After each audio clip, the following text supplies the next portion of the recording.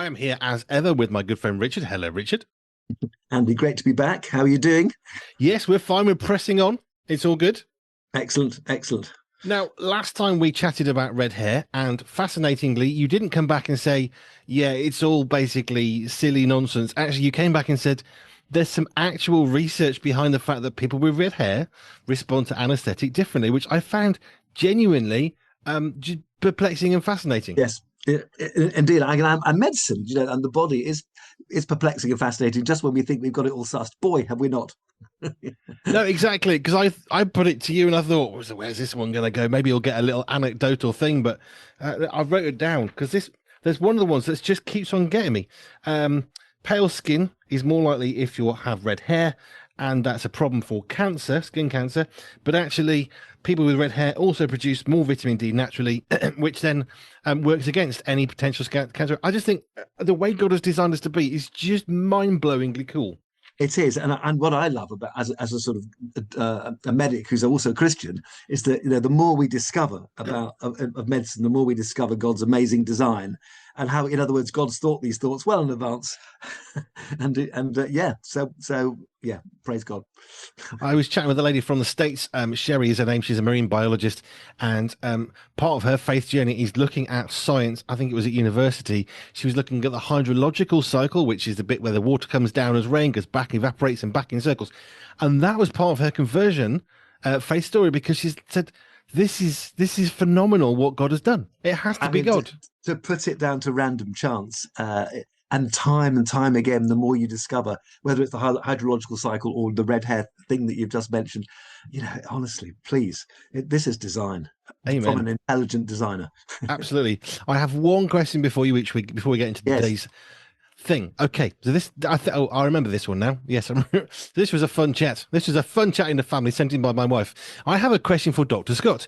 We got talking about this on Family Focus show, which is last week, and we decided we needed to ask our in-house doctor, what is it with cuticles? What are they for? What are they? Why is it that some people's cuticles are clear to see, some people's are not? Should we use a cuticle device and lotion to see them, or is that bad for you? Why do people want to see cuticles? Jojo says, just a few questions on the subject. Appreciate some clarity on these cuticle issues, which came out of the fact that one day, I think it was one of Joe's sisters, was looking at my hand and said, "Oh, you've got lovely cuticles. What do you do?" And I said, "What's a cuticle?"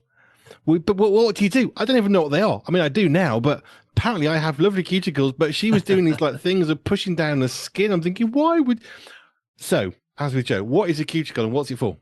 That's more of a sort of social thing than a medical thing. Medically, we talk about nails.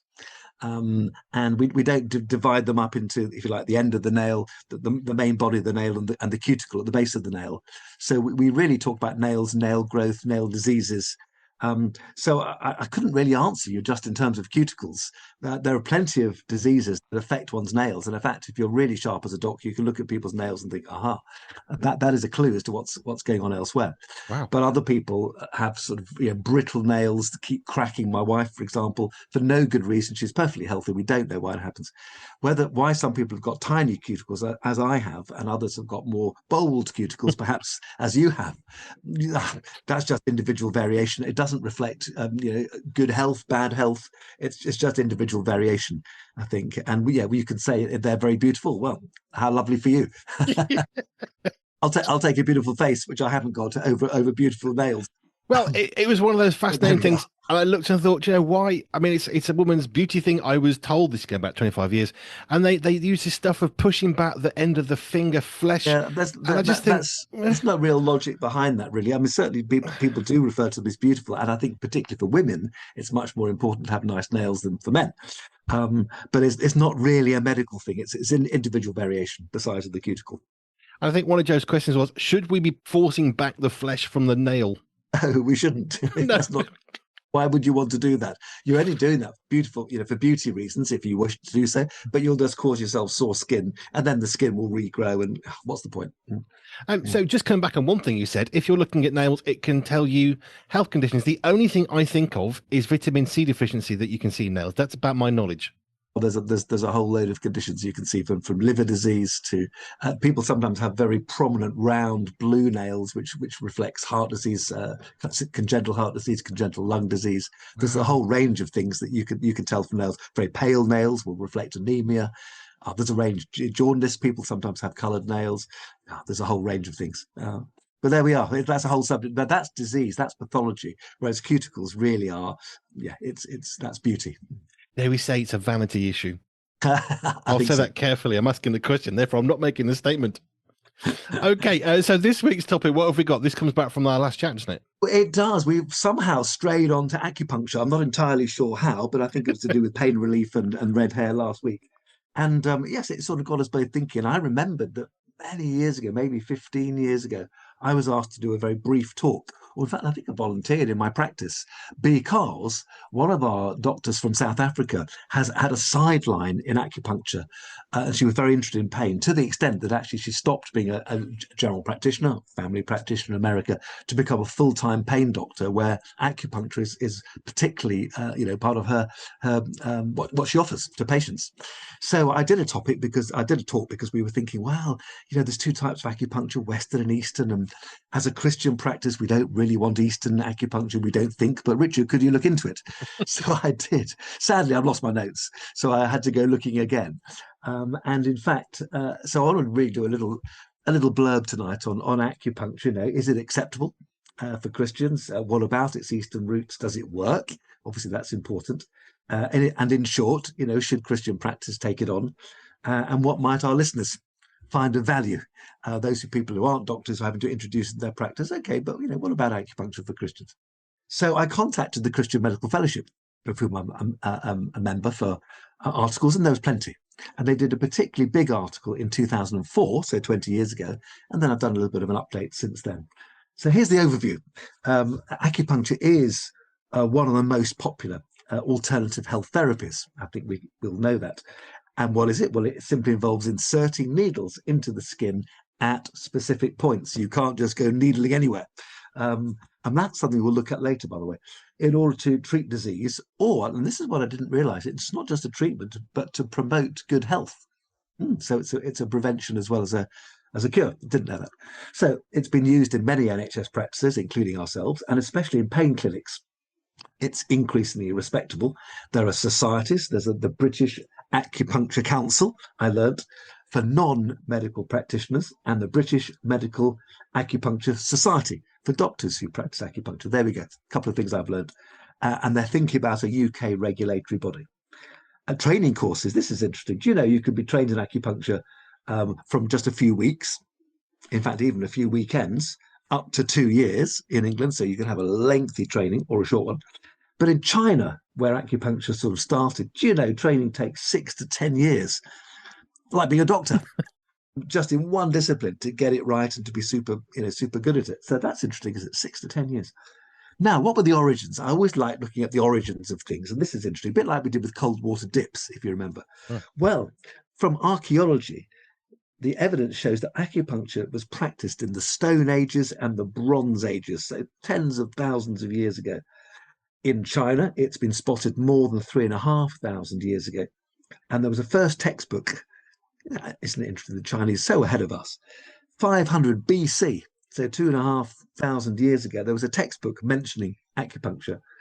And a bit further forward in 250 AD, there's the textbook called The Classic of Acupuncture. So, that's a long time ago, 1750 years ago, nearly 2,000 years ago. There was a whole textbook on acupuncture in China. And it's remained part of course, traditional medicine in China for centuries. When was it introduced into? Oh, let me test you out, Andy. Completely unfair question, but why not? This will just amuse our listeners when you get it wrong. When was acupuncture introduced into Europe, do you think? See how close you can get. You see, I'm thinking it's probably the Romans. So I'm thinking like when they came, because they brought us roads and stuff. There's all sorts of things. I would go back to the time of the Romans. So early AD, really, Yeah. in those cases. Yeah. No, in fact, it's much later than that. That's a very reasonable point. But 1683, there was Okay. a Dutch physician introduced it into Europe. It's mentioned in the Lancet, so one of Britain's most sort of proper medical magazines in 1823 as a treatment for rheumatism, and there's been increasing interest since. So 1683 into Europe, 1823 gets a mention in a proper English medical journal. So what it's all about. So in the Chinese acupuncture, we'll start off with that. It's based on Taoism, the religion of Tao, and incorporates its concept of a life force or qi. So the listeners can remember qi. This is important if we're going to understand a subject. So there's a life force within Taoism called qi, C-H-I, that pervades all life forms and which flows freely. I have to say that with my, otherwise that's a bit of a tongue twister. It flows freely through the body in normal health. So we've got this life force flowing through us. Qi has two components. Your listeners and our listeners will have heard about this: yin and yang. Yin is a negative force and yang is a positive force. And it circulates throughout the body, but particularly through 12 main channels or meridians. So you've got, like, if you like, lines through the body, these 12 meridians. And when qi is in balance, the body is healthy. If it's out of balance or blocked, where ill health results. And there are specific points relating to these meridians. There's actually 365 points described. So these are the needling points that acupuncturists go for if they're particularly into Chinese medicine. 365 points connected to these 12 main meridians, which will hopefully restore health. And this is interesting. The needles can either go in shallowly, and I've had this acupuncture for calf conditions, ankle conditions, elbow conditions from my own personal physio. They can go in shallowly, which is 1 to 2 millimeters, or deep, 5 to 60 millimeters. 6 centimeters. That's more than 2 inches. That's quite deep. That's so-called deep needling. There could be twiddling of the needles. My physio would do that. She would twiddle the needles until, that's hit a point. That's okay. That's going to work.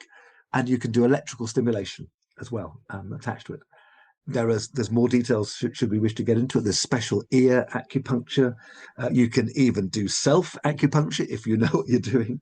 And sometimes it's linked in with diet as well. So it's a bit more complicated than I'm making it. Question is this. That's Chinese acupuncture, 365 needling points, meridians, etc. Is there any rational scientific basis behind it for our Western listeners? And to be honest, there's no supporting evidence. There's no supporting evidence for the existence of qi or meridians. There's no link to anatomy. There's no link to nerve cells. There's no link to blood. And histology, which means taking biopsies, electrophysiology, has not localized any acupuncture points. That doesn't mean it doesn't work. It just means that we can't prove it scientifically.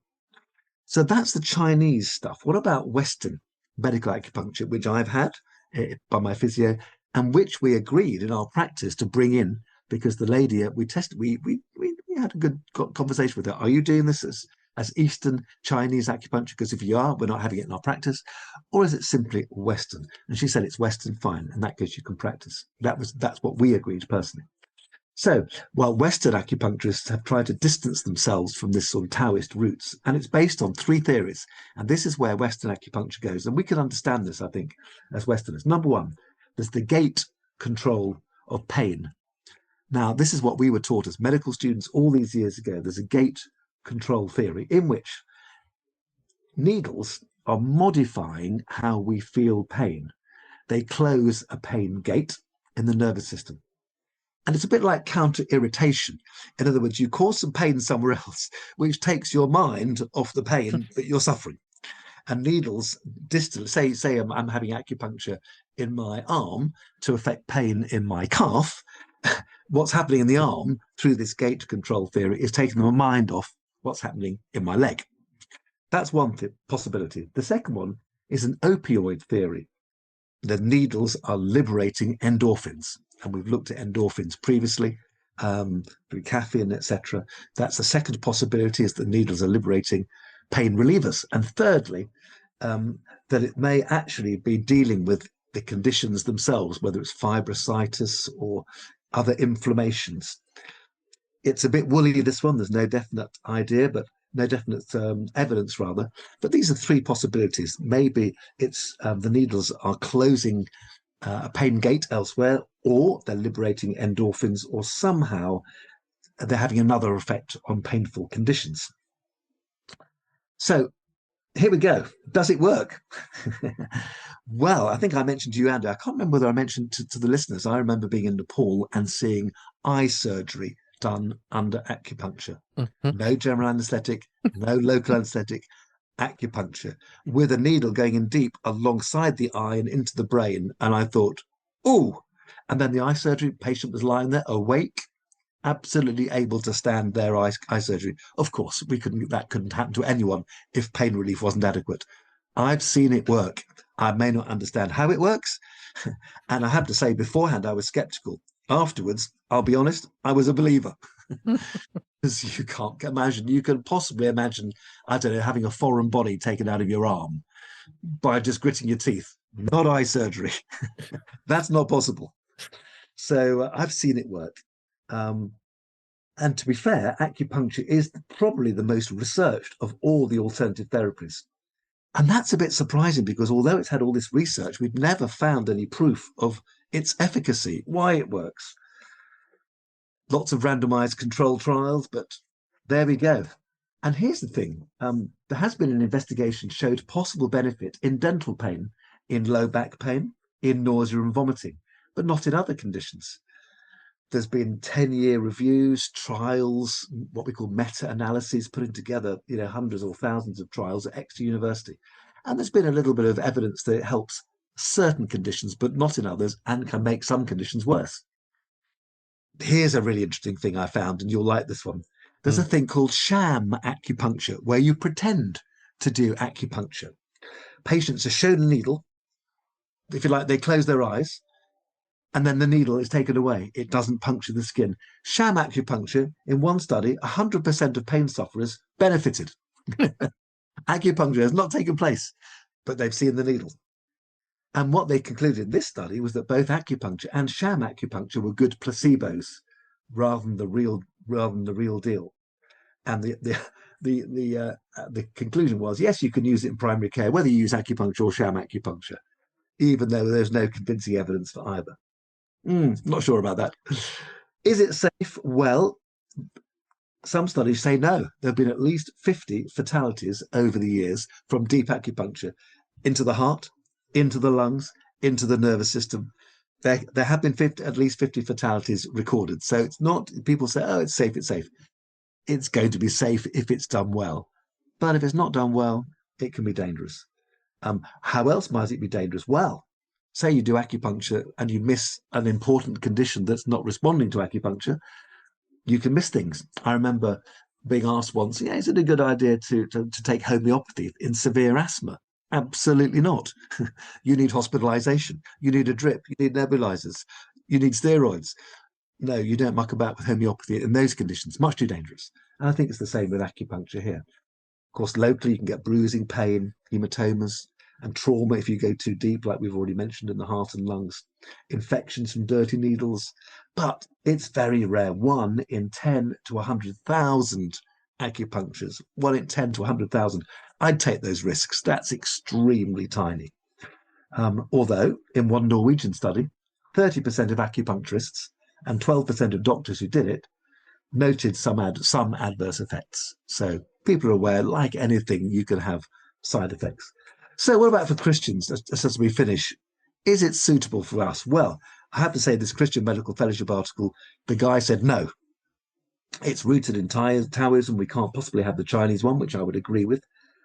Tao means the way of heaven and earth, the origin of life and death, the principle of everything, the palace of God. In other words, this is replacing the God of the Bible, the creator that we know about, the real way. So no, absolutely have nothing to do with Chinese acupuncture. What about Western acupuncture? This is more difficult. And again, the CMF doctor came out against it. He feels it leads to confusion and compromise. I don't agree with him. That's why I said I think it's okay for our practice, and I personally have had it done to me because it's not tapping into Eastern religion. It's simply healing in a manner that, to be honest, we don't fully understand. And I looked up a paper from last year, and in the last 20 years, there's been loads of research into it. There's a great evidence base. We found that yes, it can affect pain in other ways, affecting how the spinal cord and even above the spinal cord in the brain signals pain, and it definitely does release opioids. It can reduce inflammation that causes pain. We're not at all sure about specific points. We can't prove these things. Although, like I say, I've seen it work. We haven't found out why. That doesn't mean it doesn't work. It just means we don't know why. And they did say, to be fair, it seems to be a cheap and a cost-effective method of reducing pain. So lots more, and then all these researchers say that we need more research. So you do research, and then you need more. So it's still ill understood, but it seems to work. I have lots of thoughts on this, actually. I thought you might have, funny enough. Yeah, funny. I want to start with massages because when our first son was about to be born, Joe bought me a set of massages as a gift. She thought it'd be quite fun from Baby B Bump.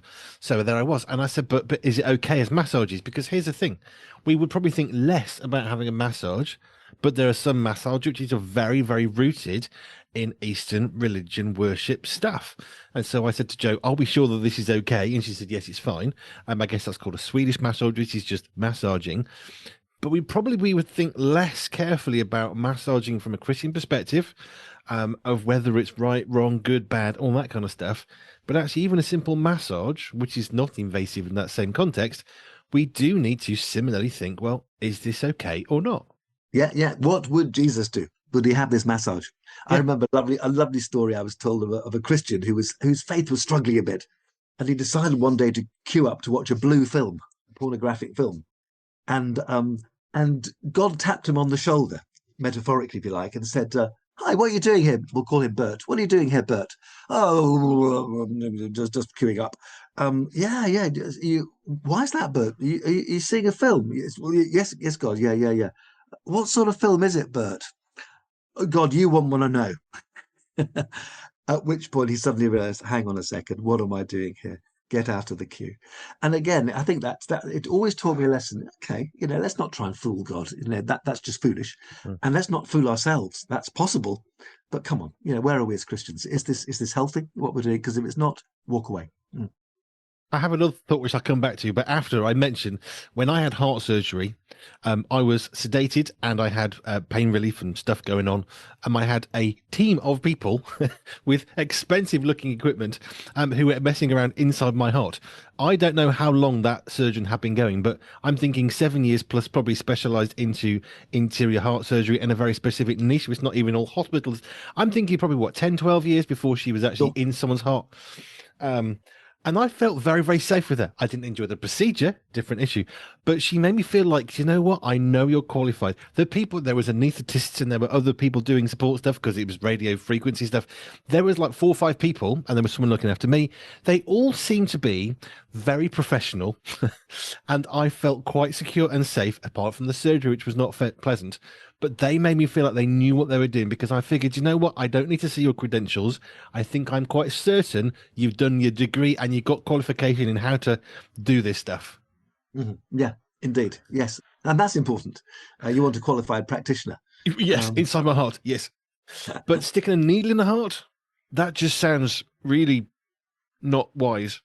I think that's not wise. And I don't quite understand why, there's 365 points. Why does one have to go in the heart? Stick a needle in somewhere else. Because isn't the heart kind of moving and pumping? And if you stick a needle in, it's going to rip a hole? It's not staying still. No. Absolutely. Yeah, I agree. Anyway, that got me onto another thought, which I've completely forgotten. Just thinking about needles and stuff. But I mean, I guess if you're not careful, it's like anything else. If you get someone who's massaging, who's just pummeling away at your back, and they don't know what they're doing, they could quite easily cause damage to your spine, to some of your organs if they're going really, going for it, thinking they're a trained, qualified sports therapist, and they're really not. Yeah, indeed, indeed. And to be fair, with any aspect of medicine, things can go wrong, but you want them to be performed as well as possible.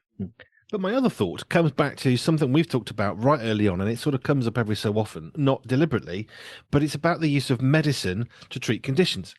And The thing is, medicine, when you read the side effects, can be quite terrifying. Thinking, really, this is a side effect? Even paracetamol, has a list the length of your arm of potential side effects. Yes, I have to remember, of course, that these very rarely happen, especially for something as safe as paracetamol, safe in normal doses, that is. yes, yes. Other drugs are less clean, as we call them. They're dirtier drugs because the frequency of side effects is much higher, and with chemotherapy, it can be 100%. But it's still worthwhile because the good effects outweigh the bad effects. So you have to weigh these things up, really.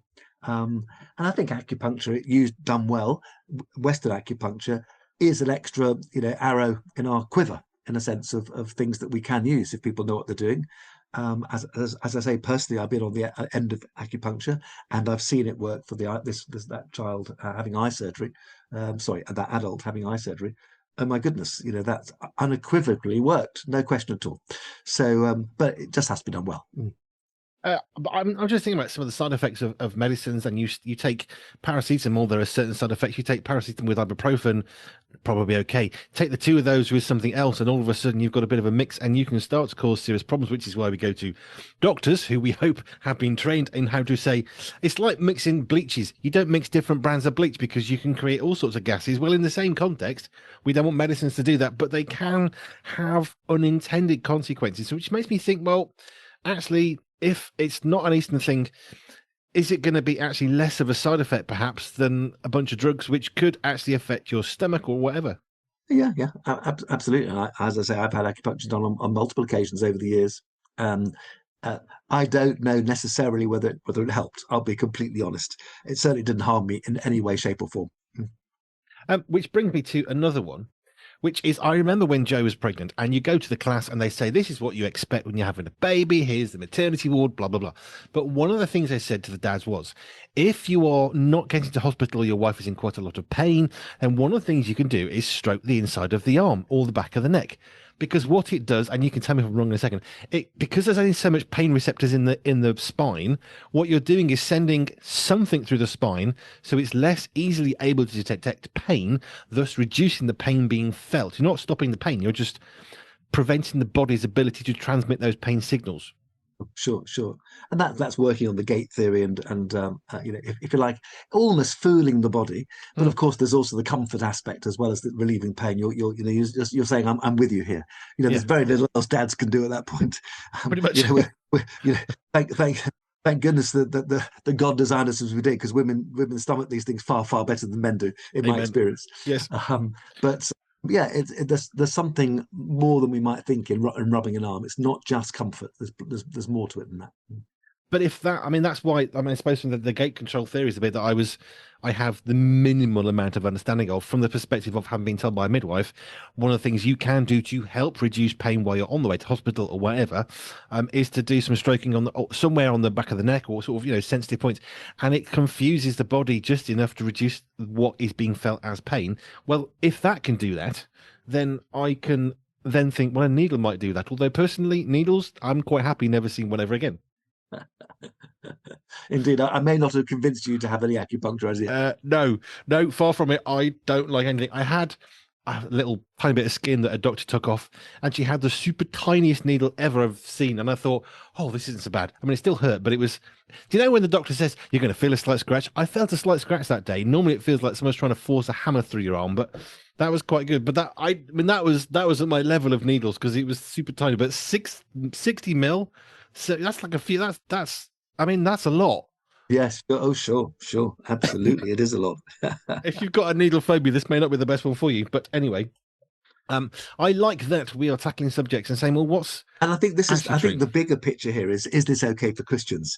And we mustn't just assume it's fine because the world says it's fine. Well, is it fine? Let's look into it. So I remember when Sorted magazine, which we both know Steve Flake, who wrote that, and he said to me once when I was doing articles, oh, people have been talking to me about Reiki. Is Reiki all right? And I looked into it and said, Steve, absolutely, it's not all right.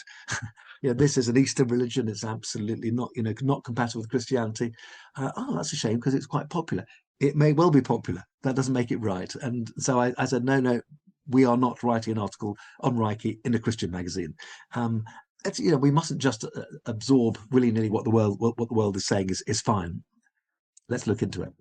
But with everything, there is going to be a source of truth, probably, not necessarily, in what it is. But gate control theory, I understand that one.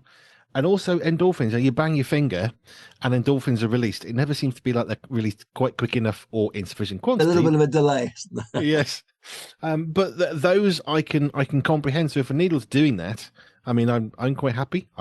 It's fine. You keep And of course, there. there's more that we're comprehending. So it's good that we can understand a little bit. There's plenty more, hence the need for more research of why we don't understand it. And maybe one day these 365 points will be identified, somehow proven to make a difference, and then acupuncture will become even more mainstream. But please not the heart. Not the heart. Don't stick it in the heart. No. No, I had a team of 6 who were inside my heart, and they didn't put any needles anywhere in my heart. Anyway, right, Richard, they will access your heart from the inside through major blood vessels, yes, rather than through the skin on the outside, which is a less good idea. Yes, they went through very carefully through my veins, which through your veins, indeed. whilst not pleasant, I didn't feel much of that at all. So, yes. I guess our advice would be, don't just blindly wander into anything. But actually, certainly don't do self acupuncture. No, unless you absolutely know what you're doing. No, please don't. Please don't. But yes, it's been around a long time. It's easy to think, okay, it's right or wrong, but actually, it is good to understand some of the science and the medical. I think acupuncture immediately I'm thinking, oh, that's terrible. But actually, we're not talking about acupuncture in necessarily the right context. We're talking about Eastern religion acupuncture, which yes, we shouldn't be thinking about as Christians, but needles making a difference. Fascinating though, 100% of a study didn't have any puncturing from needles and had the same effect. Interesting. And we know that placebos, when somebody takes a drug which they think is doing X and is just, a sugar pill, has an effect in quite a high percentage of people. The mind has such a role to play in pain as in other areas of life. Which is why the Bible says, take every thought captive. Very true. Right. Richard, thank you. I was fascinated, as ever.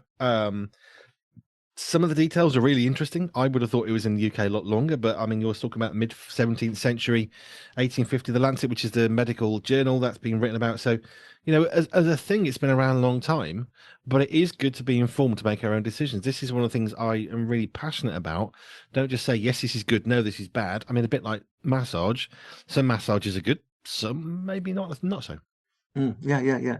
And as Christians, we're called to have knowledge. So we're called to have knowledge of the world out there, and of course, knowledge of the scriptures. And then you can put the two together. Amen. Richard, thank you. If you've got any thoughts on acupuncture, and I suspect you might, if you've got any thoughts on acupuncture is good or bad, then you can let Richard know, and he will answer your questions. Hello at pure247radio.org. Hello at pure247radio.org. If you've got any questions for Dr. Richard Scott, GP, thank you, sir. My pleasure.